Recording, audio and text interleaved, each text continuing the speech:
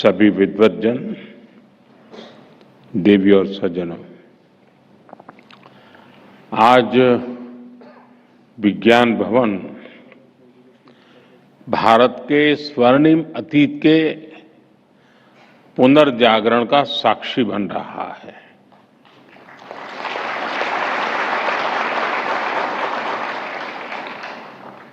कुछ ही दिन पहले मैंने ज्ञान भारतम मिशन की घोषणा की थी और आज इतने कम समय में ही हम ज्ञान भारतम इंटरनेशनल कॉन्फ्रेंस का आयोजन कर रहे हैं। अभी इससे जुड़ा पोर्टल भी लॉन्च किया गया है। ये एक सरकारी या एकेडमिक इवेंट नहीं है। ज्ञान भारतम मिशन भारत की संस्कृति, साहित्य और चेतना का उद्घोष बनने जा रहा है।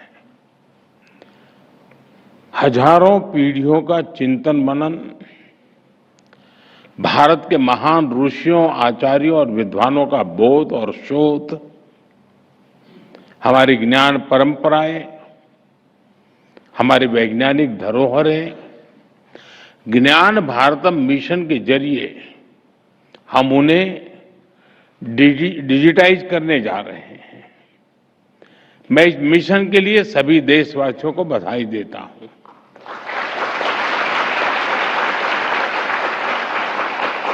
मैं ज्ञान भारतम की पूरी टीम को और संस्कृति मंत्रालय को भी शुभकामनाएं देता हूं। साथियों, जब हम किसी मैन्युस्क्रिप्ट को देखते हैं तो वो अनुभव किसी टाइम ट्रेवल जैसा होता है। मन में विचार भी आता है कि आज और पहले की परिस्थितियों में कितना जमीन आसमां का अंतर था। आज हम कीबोर्ड की मदद से इतना कुछ लिख लेते हैं, डिलीट और करेक्शन का ऑप्शन भी होता है। हम प्रिंटर्स के जरिए एक पेज की हजारों कॉपीज बना लेते हैं, लेकिन सैकड़ों साल पहले की उस दुनिया की कल्पना करिए। तब ऐसे आधुनिक मटेरियल रिसोर्सेज नहीं थे। हमारे पूर्वजों को उस समय बौद्धिक रिसोर्सेज पर ही निर्भर रहना पड़ता था। एक एक अक्षर लिखते समय कितना ध्यान देना होता था। एक एक ग्रंथ के लिए इतनी मेहनत लगती थी और उस समय भी भारत के लोगों ने विश्व के बड़े बड़े पुस्तकालय बना दिए थे, लाइब्रेरीज बना दी थी। आज भी भारत के पास दुनिया का सबसे बड़ा मैन्युस्क्रिप्ट संग्रह है। करीब 1 करोड़ मैन्युस्क्रिप्ट हमारे पास है। अभी 1 करोड़ आंकड़ा कम नहीं है।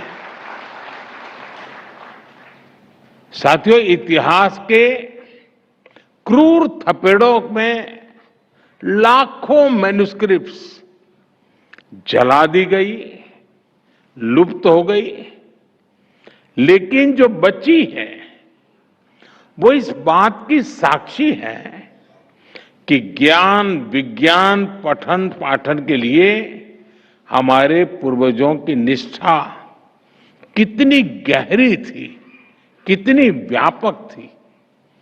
भोजपत्र और ताड़पत्र से बने नाजुक ग्रंथ, ताम्रपत्र पर लिखे गए शब्दों में मेटल कोरोजन का खतरा, लेकिन हमारे पूर्वजों ने शब्दों को ईश्वर मानकर अक्षर ब्रह्म भाव से उनकी सेवा की। पीढ़ी दर पीढ़ी परिवार उन पोथियों और पांडुलिपियों को सहेजते रहे। ज्ञान के प्रति अपार श्रद्धा, आने वाली पीढ़ियों की चिंता समाज के प्रति जिम्मेदारी, देश के प्रति समर्पण का भाव, इससे बड़ा उदाहरण कहां मिलेगा। साथियों, भारत की ज्ञान परंपरा आज तक इतनी समृद्ध है क्योंकि इसकी नींव 4 मुख्य पिलर्स पर आधारित है। पहला, प्रिजर्वेशन, दूसरा, इनोवेशन, तीसरा, एडिशन और चौथा, एडेप्टेशन। साथियों, अगर मैं प्रिजर्वेशन की बात करूं तो आप जानते हैं हमारे यहां सबसे प्राचीन ग्रंथ वेदों को भारतीय संस्कृति का आधार माना गया है। वेद सर्वोपरि है। पहले वेदों को श्रुति के आधार पर अगली पीढ़ी को दिया जाता था और हजारों वर्षों तक वेदों को बिना किसी त्रुटि के, ऑथेंटिसिटी के साथ प्रिजर्व किया गया। हमारी इस परंपरा का दूसरा पिलर है इनोवेशन। हमने आयुर्वेद, वास्तुशास्त्र, ज्योतिष और मेटलर्जी में लगातार इनोवेट किया है। हर पीढ़ी पहले से आगे बढ़ी और उसने पुराने ज्ञान को और वैज्ञानिक बनाया। सूर्य सिद्धांत और वराहमिहिर संहिता जैसे ग्रंथ लगातार लिखते जा रहे हैं और नया ज्ञान उसमें जुड़ता रहा है। हमारे संरक्षण का तीसरा पिलर है एडिशन, यानी हर पीढ़ी पुराना ज्ञान संरक्षित करने के साथ साथ नया कंट्रीब्यूट भी करती थी।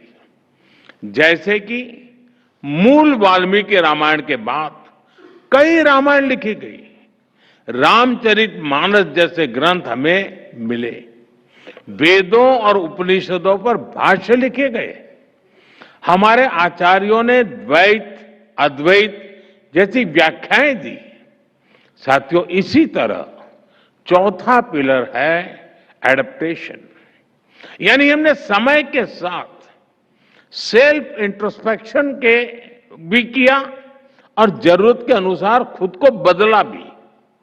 हमने डिस्कशन पर जोर दिया, शास्त्रार्थ की परंपरा का पालन किया, तब समाज ने अप्रासंगिक हो चुके विचारों का त्याग किया और नए विचारों को स्वीकार किया। मध्यकाल में जब समाज में कई बुराइयां आई तो ऐसी विभूतियां भी आई जिन्होंने समाज की चेतना को जागृत रखा और विरासत को सहेजा, उसे संरक्षित किया। साथियों, राष्ट्रों की आधुनिक अवधारणा से अलग भारत की एक सांस्कृतिक पहचान है, अपनी चेतना है, अपनी आत्मा है। भारत का इतिहास सिर्फ सल्तनतों की जीत हार का नहीं है। हमारे यहां रियासतों और राज्यों के भूगोल बदलते रहे, लेकिन हिमालय से हिंद महासागर तक भारत अक्षुण्ण रहा, क्योंकि भारत स्वयं में एक जीवंत प्रवाह है जिसका निर्माण उसके विचारों से, आदर्शों से और मूल्यों से हुआ है। भारत की प्राचीन पांडुलिपियों में, मैन्युस्क्रिप्ट में हमें भारत के निरंतर प्रवाह की रेखाएं देखने को मिलती है। ये पांडुलिपियां हमारी विविधता में एकता की घोषणा पत्र भी है, उद्घोष पत्र भी है। हमारे देश में करीब 80 भाषाओं में मैन्युस्क्रिप्ट मौजूद है। संस्कृत, प्राकृत, असमिया, बांग्ला, कन्नड़ा, कश्मीरी, कोंकणी, मैथिली, मलयालम, मराठी, ऐसी कितनी ही भाषाओं में ज्ञान का अगाध सागर हमारे यहां मौजूद है। गिलगिट मैन्युस्क्रिप्ट में हमें कश्मीर का प्रामाणिक इतिहास बताती है। मैंने अभी जो छोटा सा एग्जीबिशन रखा है वो देखने गया था। वहां इसकी विस्तार से वर्णन भी है और उसके चित्र भी मौजूद है। कौटिल्य अर्थशास्त्र की पांडुलिपि हमें राजनीति शास्त्र और अर्थशास्त्र में भारत की समझ का पता चलता है। आचार्य भद्रबाहु के कल्पसूत्र की पांडुलिपि में जैन धर्म का प्राचीन ज्ञान सुरक्षित है। सारनाथ की मैन्युस्क्रिप्ट में भगवान बुद्ध का ज्ञान उपलब्ध है। रसमंजरी और गीत गोविंद जैसे मैन्युस्क्रिप्ट ने भक्ति, सौंदर्य और साहित्य के विविध रंगों को संजो कर रखा है। साथियों, भारत की इन मैन्युस्क्रिप्ट में समूची मानवता की विकास यात्रा का फुटप्रिंट्स है। इन पांडुलिपियों में फिलॉसफी भी है, साइंस भी है, इनमें मेडिसिन भी है, मेटाफिजिक्स भी है, इनमें आर्ट भी है, एस्ट्रोनॉमी भी है और आर्किटेक्चर भी है। अब कितने ही उदाहरण लीजिए, मैथमेटिक्स से लेकर के बाइनरी बेस्ड कंप्यूटर साइंस तक पूरी आधुनिक साइंस की बुनियाद जीरो पर टिकी है।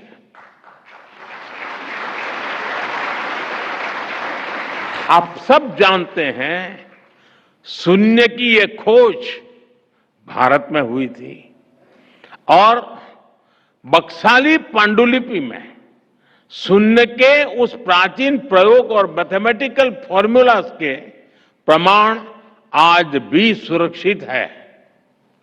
यशोमित्र की बोवर पांडुलिपि हमें सदियों पुराने मेडिकल साइंस के बारे में बताती है। चरक संहिता और सुश्रुत संहिता जैसे ग्रंथों की पांडुलिपियों ने आयुर्वेद के ज्ञान को आज तक सुरक्षित रखा है। शुल्ब सूत्र में हमें प्राचीन जियोमेट्रिकल नॉलेज मिलती है। कृषि पराशर में एग्रीकल्चर के ट्रेडिशनल नॉलेज की जानकारी मिलती है। नाट्य शास्त्र जैसे ग्रंथों की मैन्युस्क्रिप्ट से हमें मानव के भावनात्मक विकास की यात्रा को समझने में मदद मिलती है। साथियों, हर देश अपनी ऐतिहासिक चीजों को सिविलाइजेशनल एसेट्स और ग्रेटनेस के तौर पर विश्व के सामने पेश करता है। दुनिया के देशों के पास कहीं कोई मैन्युस्क्रिप्ट, कोई आर्टिफैक्ट होता है तो वो उसे नेशनल ट्रेजर के रूप में सहेजते हैं। और भारत के पास तो मैन्युस्क्रिप्ट का इतना बड़ा खजाना है, ये देश का गौरव है। अभी कुछ समय पहले मैं कुवैत गया था, तो मेरे प्रवास के दरमियान मेरी कोशिश रहती है कि वहां कोई 4-6 इन्फ्लुएंसर्स हो और मेरे पास समय हो तो कुछ समय मैं उनसे बिताता हूं, उनकी सोच समझने का प्रयास करता हूं। मुझे कुवैत में एक सज्जन मिले जिनके पास सदियों पहले भारत से समुद्री मार्ग से व्यापार कैसे होता था उस पर इतने डॉक्यूमेंट्स उनके पास है और उन्होंने इतना संग्रह किया है और वो इतने गौरव, यानी बड़े गौरव के साथ कुछ लेकर के मेरे पास आए थे। मैंने देखा, यानी ऐसा क्या क्या होगा, कहां कहां होगा, हमने इन सबको संजोना है। अब भारत अपने इस गौरव को गर्व के साथ विश्व के सामने प्रस्तुत करने जा रहा है।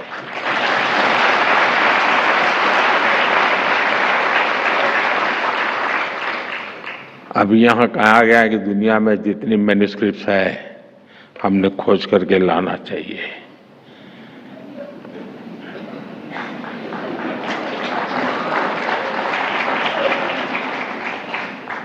और फिर धीरे से कहा, प्रधानमंत्री जी ने करना चाहिए।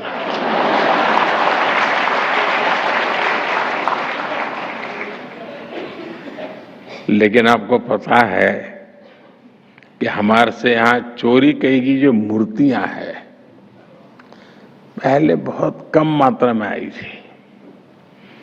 आज सैकड़ों की संख्या में पुरानी मूर्तियां वापस आ रही। वापिस इसलिए नहीं आ रही कि वो मेरा सीना देख करके तय करते दे दो यार, ऐसा नहीं है। उनको भरोसा है कि ऐसे हाथ में सुपुर्द करेंगे तो उसका गौरव बढ़ाने का पूरा प्रयास होगा। आज विश्व में भारत ने ये विश्वास पैदा किया है, लोगों को लगता है यह सही जगह है। जब मैं मंगोलिया गया, वहां बौद्ध भिक्षुओं से मैं संवाद कर रहा था, तो मैंने देखा उनके पास काफी मैन्युस्क्रिप्ट थी। तो मैं उनको रिक्वेस्ट किया कि मैं इसके लिए कुछ काम कर सकता हूं।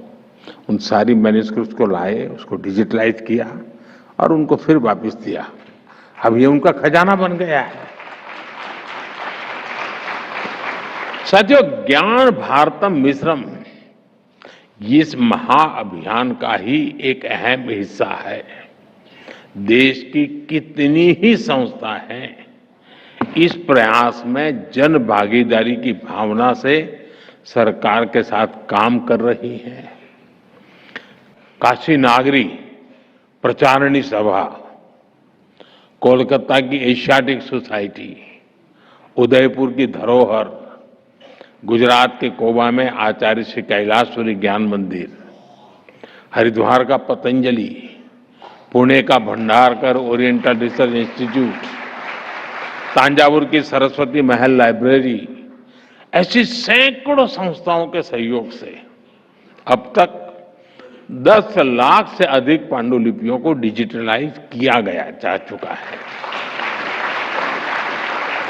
कितने ही देशवासियों ने आगे आकर अपनी पारिवारिक धरोहर को देश के लिए उपलब्ध करवाया है। मैं इन सभी संस्थाओं का, ऐसे सभी देशवासियों का भी धन्यवाद करता हूं। मैं एक विषय पर जरूर ध्यान देना चाहूंगा। मैं पिछले दिनों कुछ एनिमल लवर से मिला था। क्यों? आपको हंसी आ गई? हमारे देश में ऐसे बहुत लोग हैं और विशेषता है कि ये गाय को एनिमल नहीं मानते।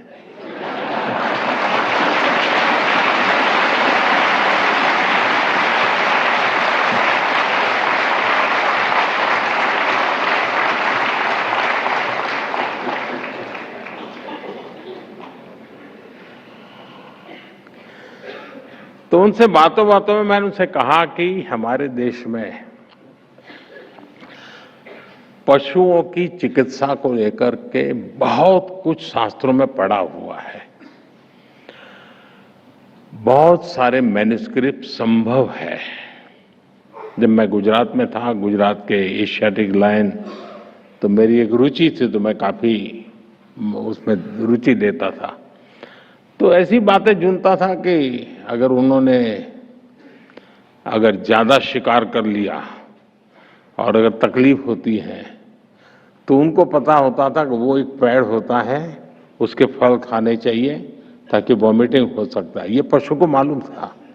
इसका मतलब जहां पर लायन की बस्तियां हैं वहां उस प्रकार के फलों के झाड़ होना जरूरी होता है। अब ये हमारे शास्त्रों में लिखा हुआ है। हमारे कई मैन्युस्क्रिप्ट्स हैं जिसमें इन सारी बातों को लिखा गया है। मेरा कहने का तात्पर्य है कि हमारे पास इतना ज्ञान उपलब्ध है और लिपिबद्ध है। हमें खोजना है, खोज करके उसको आज के संदर्भ में व्याख्यायित करना है। साथियों, भारत ने अतीत में कभी भी अपने ज्ञान को पैसे की ताकत से नहीं तोला है।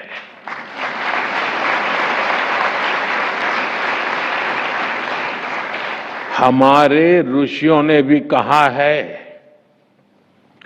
विद्या दान मतः परम, अर्थात विद्या सबसे बड़ा दान है।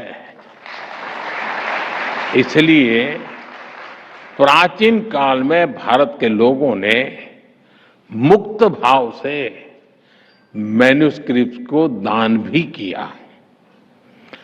चीनी यात्री ह्वेनसांग जब भारत आए थे तो वो अपने साथ 650 से ज्यादा मैन्युस्क्रिप्ट लेकर के आए थे।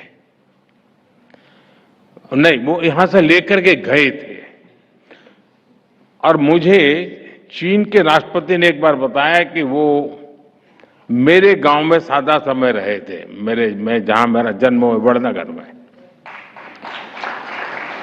लेकिन जब यहां से चीन वापस गए तो वो राष्ट्रपति शी के जन्म स्थान पर रहते थे। तो वो मुझे वहां ले गए अपने गांव, और वहां जहां ह्वेनसांग रहे थे उस स्थान को मैं देखने के लिए उनके साथ गया। और जो मैन्युस्क्रिप्ट थे उस पूरा विस्तार से मुझे राष्ट्रपति शी ने दिखाया था। और उसमें जो भारत का वर्णन थे उसके कुछ पैराग्राफ थे जिसको इंटरप्रेटर ने मुझे वहां समझाया।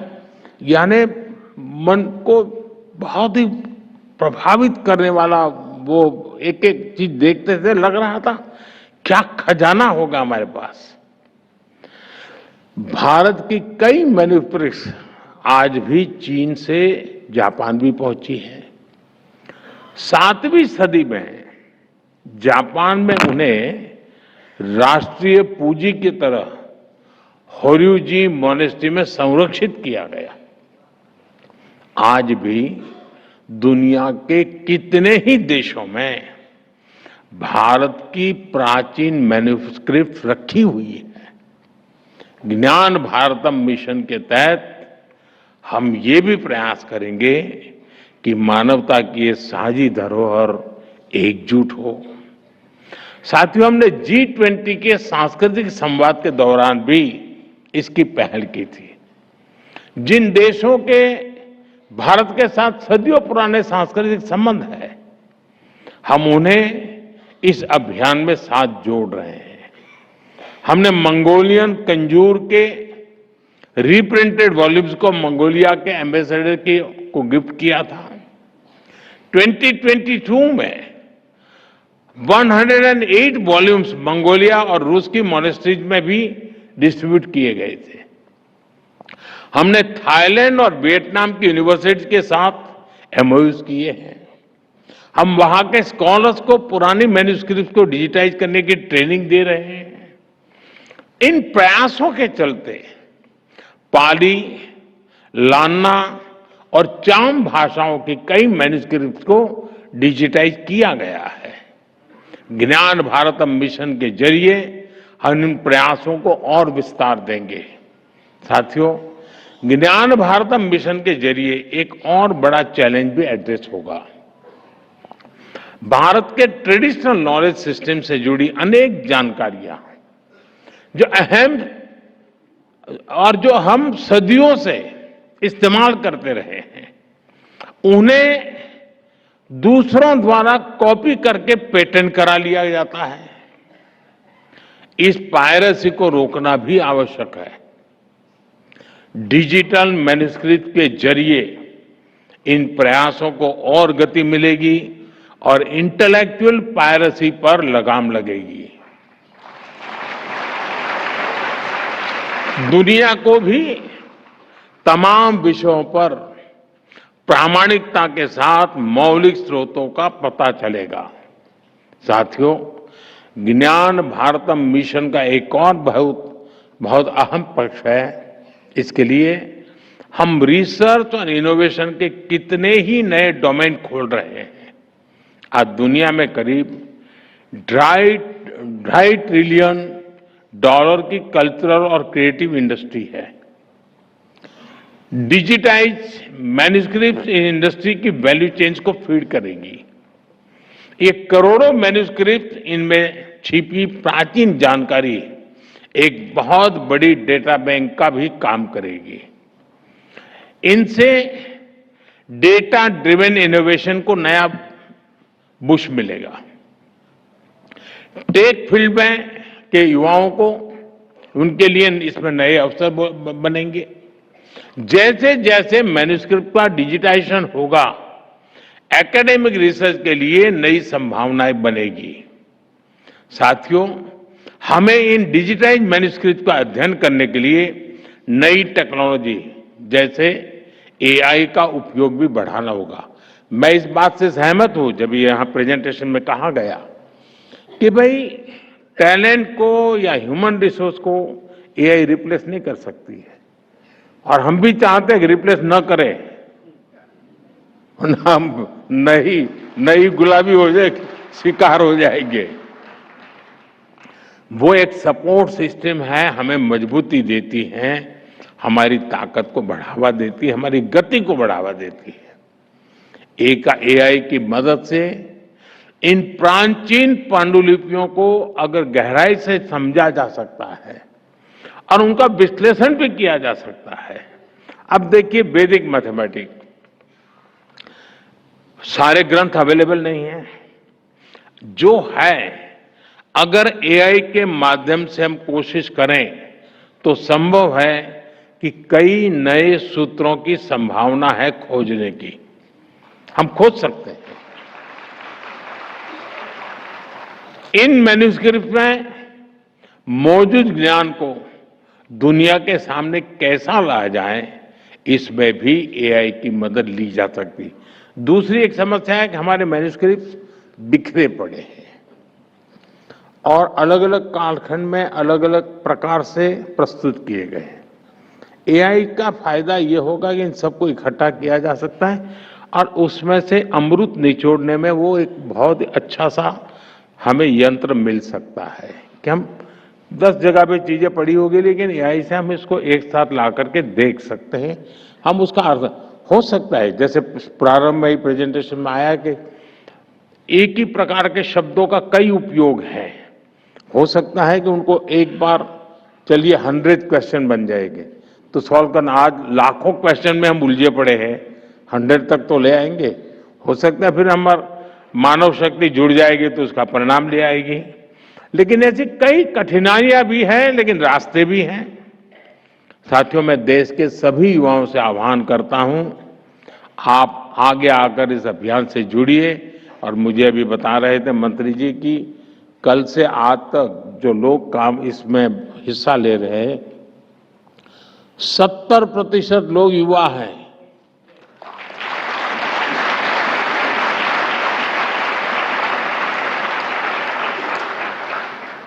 मैं समझता हूं ये सबसे बड़ी इसकी सफलता की निशानी है। अगर युवाओं ने उसमें रुचि लेना शुरू किया तो ये मैं पक्का मानता हूं कि हम बहुत तेजी से सफल होकर रहेंगे। हम कैसे टेक्नोलॉजी के जरिए अतीत को एक्सप्लोर कर सकते हैं, हम कैसे इस ज्ञान को एविडेंस बेस्ड पैरामीटर्स पर मानवता के लिए सुलभ बना सकते हैं, हमें इस दिशा में प्रयास करना चाहिए। हमारी यूनिवर्सिटीज को, हमारे इंस्टीट्यूट्स को भी इसके लिए नए इनिशिएटिव लेने चाहिए। आज पूरा देश स्वदेशी की भावना और आत्मनिर्भर भारत के संकल्प को लेकर आगे बढ़ रहा है। ये अभियान उसका भी एक विस्तार है। हमें अपनी धरोहरों को, अपने सामर्थ्य को, यानी सामर्थ्य का पर्याय बनाना है। मुझे विश्वास है ज्ञान भारतम मिशन से भविष्य के एक नया अध्याय शुरू होना जा रहा है।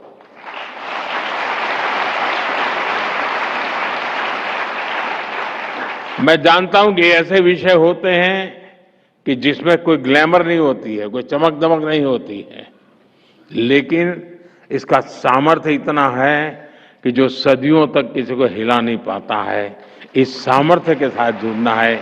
इसी विश्वास के साथ आप सभी को एक बार बहुत बहुत शुभकामनाएं, बहुत बहुत धन्यवाद। सब्सक्राइब कर लो भाई, वरना मम्मी से बोल दूंगा तुम्हारा चार्जर छुपा दे।